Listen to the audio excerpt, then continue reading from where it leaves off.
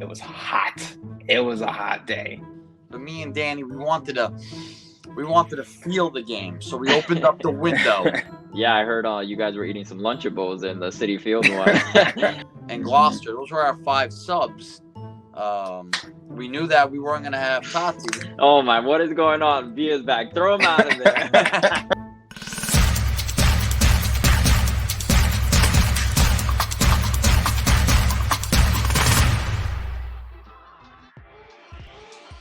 Welcome to the 11th episode of the City Boys Show. I'm Javier, and we got Danny and Buzz. What is going on, guys? How y'all doing?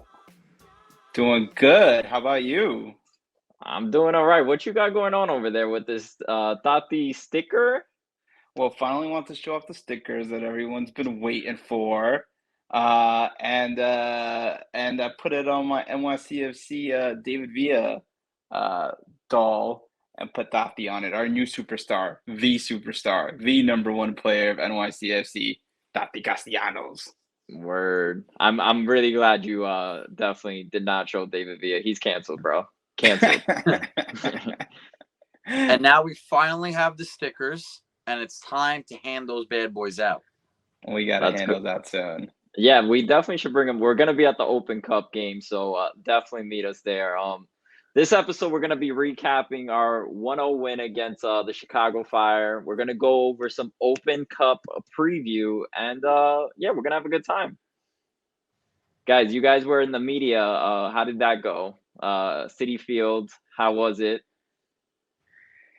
City Field was nice. I mean, I liked that it was indoors because it was hot. It was a hot day, and having that AC hit you was nice. But it being indoors was also made it hard to whisper cheer. You're not supposed to cheer in the press box. And I could hear people's potato chips 17 chairs away. And so when there was a goal, you wanted to celebrate, whisper, but you felt like everyone could hear it. So I really missed the Yankees press box. It was nice to experience City Field, but can't wait to be back home. What about you, Buzz? I was very happy to be at City Field for any reason. I thought the press box was cool, but we did open up the window. It was indoors, so we had the air conditioning to our back. But me and Danny, we wanted to feel the game, so we opened up the window. And when we opened up the window, it was amazing. We heard the third rail and Los Templados screaming from the opposite side of the stadium. So the press trumpets were back out. Were back out. I heard them in the broadcast. I was like, "Ooh, let's go, trumpet!" I was loving it. We had a great time. I thought Esteban did a nice job, set us up again, and good feeling to be in there. But I'm looking forward to being back in the Yankee press box soon. Yeah, I heard you guys were eating some Lunchables in the City Field one. You see, this is why you got to be a Yankees fan. City Field and the Mets give you Lunchables. It's unacceptable. Hey. I'm not a huge Mets fan either, but at least we weren't at Red Bull Arena, right? That's true. So I'll take it. Yeah, and maybe if I could be positive, the laminate was our press pass was laminated. So that's pretty cool. So let's actually go over the game though. So it was I thought we dominated most of the game. We won 1-0 at the end of it. Nobody's seen it. Hebed scored one. Let's go over that Hebed score. What did you guys first think of the penalty? So did you think it was a penalty initially when you first saw it? 100%. Me and Buzz were actually arguing about it because he said he wasn't naturally trying to extend his arm, but we all know when you're in the box, you got to keep your arms to yourself. You got to keep them right on you because anytime it touches your arm, whether you meant to or not, it's going to be a handball. So I thought 100% it was a handball. I disagreed. Not only listen, you burned me enough times. I'm going to stay away from the fire. I mean, 2 weeks ago was the first time we had a single call go our way. So. Just with our luck with the refs, I thought they weren't going to call it. I'll tell you, when you go up for a header, your hand it's not easy to keep your hands to your chest and go up for a header. I was relieved that it was a penalty. I didn't think we were going to get the call, but lo and behold, we got that call, and obviously that put us at ease a little bit with that lineup that we put out there. You were Yeah, watching. talking about that lineup, did that seem more of a strategic move to you guys? Like, we know we had an Open Cup game. We know we just played, was it Saturday or Sunday, the week before? So it was a lack of enough time for players to rest up. Did you think it was more of an Open Cup thing, or was he trying out a new lineup? 100% Open Cup. I'm telling, if he could have played NYCFC 2, he would have. I think I think he was trying to. I heard Kevin O'Toole was injured because he wasn't because he didn't start. He didn't start because Kevin O'Toole was injured. So I thought he played a good lineup where he gave everyone an opportunity to play, even the starters for next game. He put them in the 60th minute because we had that opportunity. We were up 1-0, but I think he originally came in there saying we need to come in fresh for New England. Let's who we can rest, let's rest them. And I was really happy about it, honestly. I was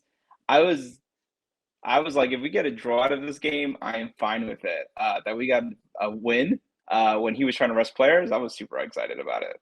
Yeah. I come from the Ronnie school where we want to win every game we play. Okay. There's no draws. So I was concerned because when you look at that lineup, due to injuries, we have had so many different lineups, but I would say starting lineup wise, this was the most different lineup we've had. And then our subs, we got Jason some time. Tallis, I was so happy to see him come in. Unfortunately, he came in for an injury to Perea, who I believe pulled his hamstring. Keaton Parks, got some time in. Tavon's back, great to see. And Gloucester, those were our 5 subs. We knew that we weren't going to have Tati. Oh my, what is going on? Via's back. Throw him out of there. But yeah, I'm glad a lot of guys got time. And something that we should really hold our hat on is even with Callens, Martins, Amundsen, and Acevedo, Amundsen coming back from injury, we had yet another clean sheet, our 5th straight, and that's a record for NYCFC.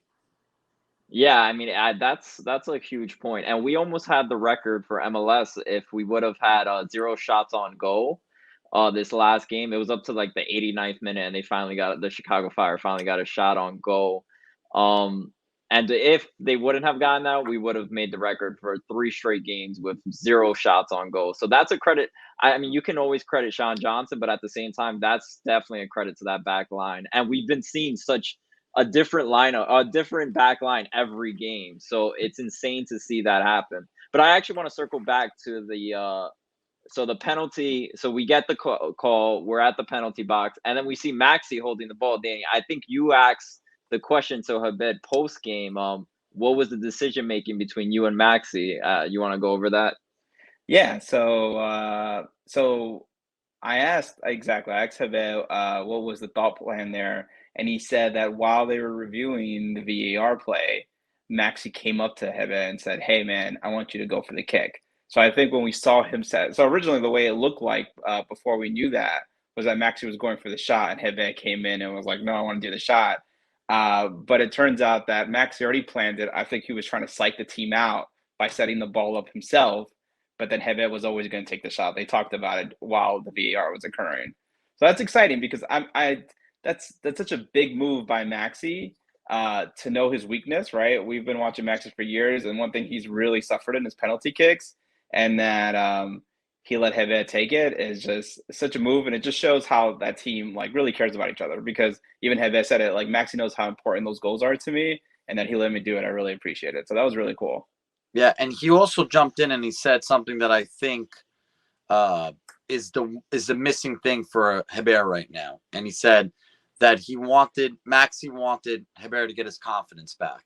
And scoring a goal is always a surefire way to get your confidence up. So Danny's in the press box, like pulling up stats of how many goals Maxi's missed on a penalty.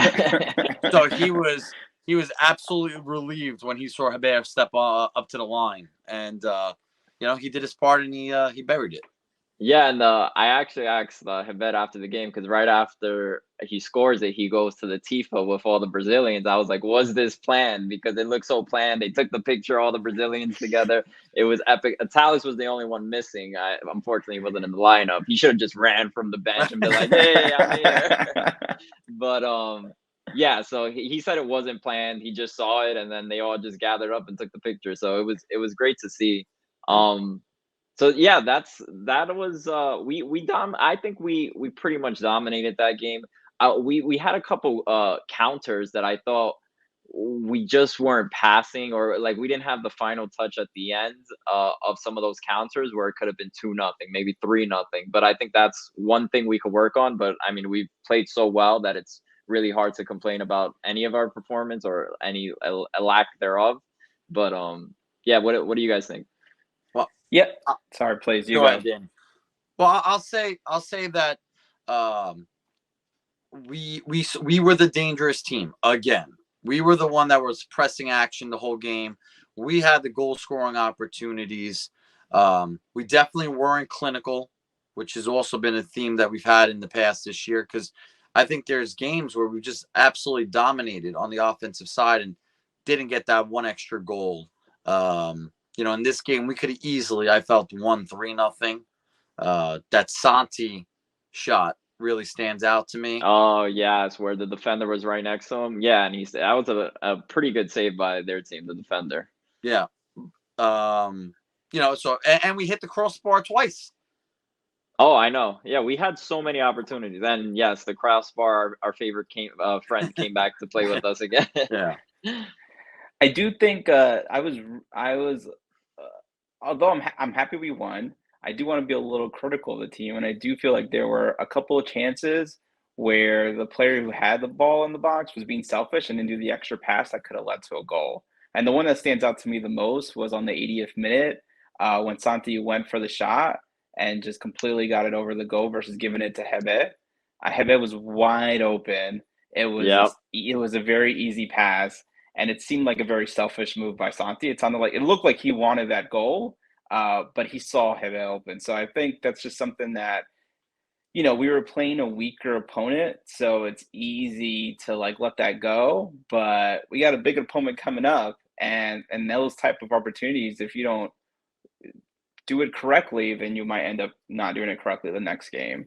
And so, I hope he gets a little slap in the hand and go, Santi, you gotta know better than that, man, because that really did upset me. And look, that was upset about it too. I mean, we were talking about building his confidence.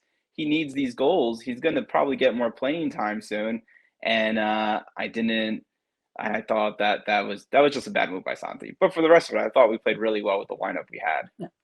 And let's also keep in mind that this was the first game all season that we had a hydration break. Oh yeah, it was hot and humid out there. Yeah, they asked Ronnie a couple questions after the game, like did that impact the game? And they actually asked Abed too, and he's like, I'm Brazilian, I'm fine. You know what's funny? If we would have had an episode like that's something I wanted to bring up. Like 9 of the 11 starting players are from South America. This is where they play in this 90-degree weather, man. I think that really is an advantage to us. And so more games like this, I think, better for our team versus players who play in Chicago and it's cold all the time. Yeah, one thing I wanted to mention is towards the end of the game, Sean Johnson and Shaqiri kind of got into a little altercation where they were going back and forth arguing. I don't know what happened. Unfortunately, we did not hear. Danny was a horrible source and tweeted out some funniness, but but it did not actually happen the way Danny tweeted, but it was funny. And we'll maybe send out that tweet out later. But yeah, I would like to know what happened, but there was definitely some back and forth going on after the game. Yeah, I saw an interview on the NYCFC website with Sean Johnson, and it sounded like he got into an altercation with someone else, and Sean Johnson was trying to cool it down, but Shaqiri was pretty upset about it. I still think it's because the shoes were out of place, like my tweet said. That's what my reliable sources said. But I heard Sean Johnson was actually trying to help calm it down. supposedly. Although it looked like he was putting a little bit of fuel in the fire. Yeah, it could have also been Shaqiri being very frustrated. I mean, we defensively frustrated him. He had no time to do anything with the ball, and he's a great player. He's a proven player with a track record, and he had zero impact on that game. Exactly. Completely agree with you. He's coming from European soccer, so his frustration probably with this team and the way we outperformed them was probably insane. Yeah. All right, but let's move on. What? Sorry. This guy. Let's move on to NYCFC versus New England Revolution. So we haven't played these guys since we beat them last year. In the playoffs. What are going to be the keys to the game, guys? You know, I think I'm a little scared. I gotta say, guys. I know I'm kind of the person who gives the bad news in the FIFA prediction. Sometimes predicts losses or draws, but I'm a little scared here. This is the first time. Well, Turner's back. You know how big he is as goalie. Although I still think Sean Johnson's better than Turner. I know a lot of people disagree with me, but that's my opinion. You're talking crazy, bro. But also, their three DPs, Boa, Busca, and Gill, have not played together since the CONCACAF Champions League game. And now they're all returning. They returned for their last game that they just played on Sunday versus, I believe, Cincinnati. And now they're all coming back for this game. And I think New England has a chip on their back. That game last year in the MLS Cup was intense, the MLS playoffs. And I don't know if you remember, but the New England Revolution had the supporter shield, so they were like the expected champions for that league, for those playoffs. And we came in and destroyed them. Not destroyed them, but we destroyed their opportunity to win the cup. So I think they're going to come back with a vengeance. And I think we have not played a strong team in quite a while. So to go from the quality that we've been playing against to this quality is going to be a big jump. And it concerns me a little. I still think we can win it. I still think Gotti being back and the offensive team that we have is going to be big. But I think it's going to be a shootout. I said a lot. Go, Buzz. I'll say that I also do have my concerns. I think we are the better team overall, but I'm expecting a really good showing from New England. I think it's going to be important, hopefully, and I have to think Chano is going to be back in the lineup. Callens, who's played every minute of every game this year, MLS game, I expect him to be back there. I think our defense is going to have to stand tall. I mean, between Buxa and Altidore, I mean, they have some proven goal scorers. I think Buxa's got 7 goals this season. So we're going to have to contain him, which we could do. But I too expect a really tough game. I think this is going to be a tough matchup, and I wouldn't blame them for trying to get revenge on us this year. I think we're thinking they're the team of last year. Hey, their record doesn't show that, unfortunately. I mean, fortunately for us, they have 15 points total this season. They're 9th on the standings right now, and their goal differential is -1. Do you want to? No, not minus. Wait, is it -1? Yeah, -1. You know what our goal differential is? It's got to be plus 14. Plus 14. We dominate these teams, guys. I don't know what we're scared about right now. We're gonna be at home. Technically, it's not our usual home. It's not Yankee Stadium. It's not Citi Field. It's Belson Stadium, or I don't even know if you call it a stadium at this point. It's so tiny. But it's we're gonna dominate this game. I'm feeling fairly confident in it. I think Ronnie's taking this very serious. And I think that's why he warmed up. He had players on the bench. He didn't have Maxi start. Did he have Maxi start? I could be wrong about that. Maxi He was playing on the 6th, yeah. He played the 6th spot again, by the way. Yeah, but so I'm not too stressed about this. I think we're gonna go in there. I think we really want this. They say this is the easiest path to Champions League. So if we can win this, it makes our life so much easier to get back into Champions League and actually make a deep run, just like the Sounders did. Yeah, I mean, we're winning the championship this year, so we'll get in no matter what. But yeah, we might as well have two chances to get in. And since you were talking about the table and pulling up some stats, Javi, Oh, doesn't okay. it feel good to be in first place? We're not Oh, in no, first no, place no. anymore. You got the That lasted stats for from 5 minutes. like from yesterday before like we at the game finished, but then Philadelphia Union played. And yeah. And then they have 24 points, we have 23. But they So have a game ahead of us, don't they? oh, They they do have a do, game ahead of us. That's Yeah. fair. but we're not on top yet. Well, I felt good Almost. yesterday in first place. All right, I but think let's sorry. No, go, Danny. Go, go, go. No, I was gonna say I think all of Twitter was happy with you yesterday too. I think everyone enjoyed that first place while we had it, those 2 or 3 hours. Yeah, but let's look at the starting 11 predictions. I got Johnson, Acevedo, Chanot, Callens, Amundsen, Alfredo Morales, Parks, Maxi, Santi, Magno, and Castellano starting. Would you guys do any changes to that lineup?